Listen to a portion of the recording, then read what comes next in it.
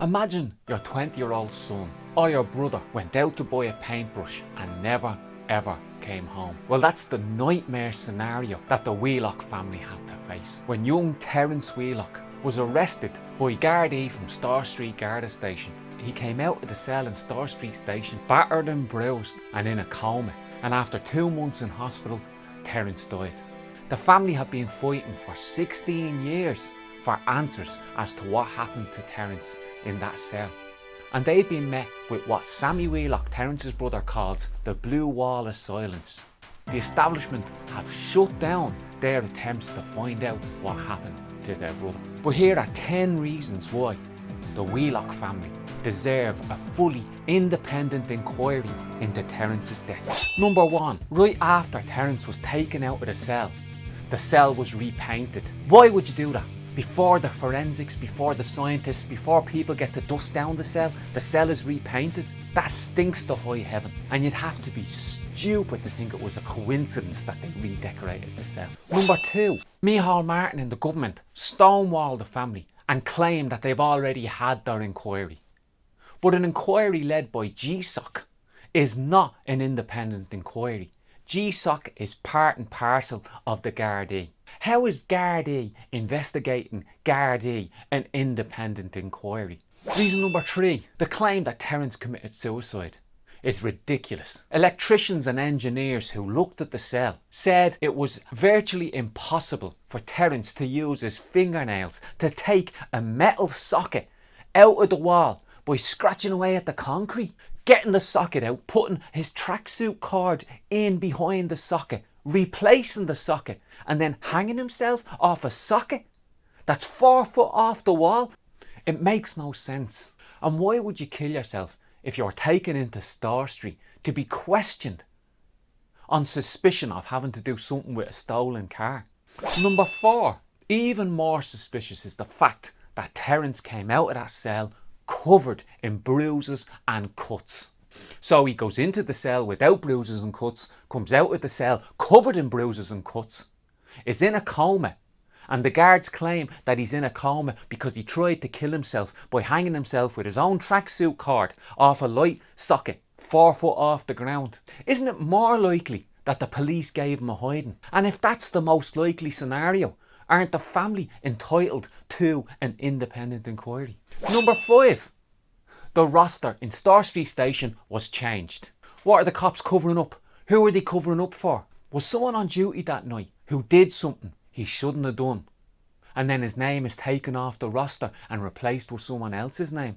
Somebody in that station knows exactly what went on. Number 6, adding to the whole suspicious circumstances around what happened to Terence, when the cops went to inform his mother about what had happened to Terence and took the poor woman in a cop car, telling her that they were going to take her to her injured son, and they took her to the wrong hospital. Terence was in the Mater Hospital. They took her to James's Street, delaying the family getting to Terence's bedside. Now, are you telling me that police in Star Street Garda Station don't know the difference between James's Hospital and the Mater Hospital, and then on the way to James's Hospital have to stop and ask for directions? Delaying.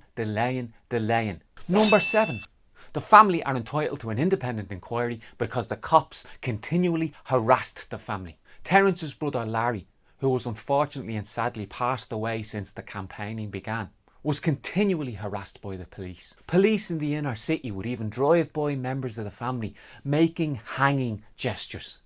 Could you imagine tormenting that poor family like that? And why were the police behaving like that? Why were they so desperate to take leaflets off the family and stop them from campaigning for justice and for truth? Number 8, another reason to have an independent inquiry.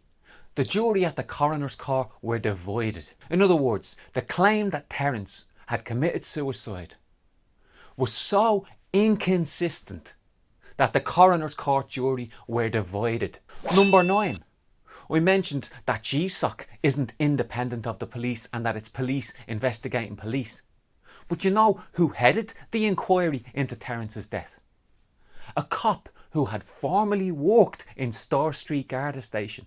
So not only was it police investigating police, But it was Gardaí from the same station where Terence was found battered and bruised investigating police from that station. Is that not an outrageous injustice? Number 10. The 10th reason why the family deserve an independent inquiry into Terence's death is because they've been campaigning for this for 16 years and the establishment just won't listen. The family deserve closure. It's one thing for those of us who want justice for working class people to feel outrage and anger over Terence's death. Everyone in our communities, in working class communities, should feel that anger and outrage over Terence's death. But for the family, they have the added weight of wanting closure, of wanting to know what happened to Terence so that they can eventually move on with their lives. And when anyone dies in police custody, there should be an independent inquiry. How many injustices have to happen before we realise that police investigating police is not the way to go? And all it does is create a culture of impunity where the police are arrogant because they believe that they won't be investigated, and so they'll do it again and again and again. Who is the next young man who'll die in police custody?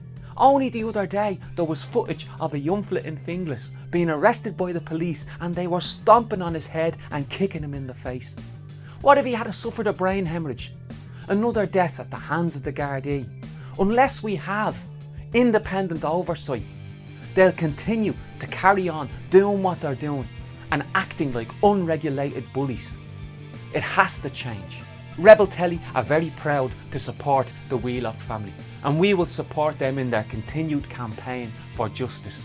And I know for a fact that Orla Wheelock, Sammy Wheelock, all the brothers and sisters, all the nieces and nephews will keep on fighting for justice even if it takes another 16 years.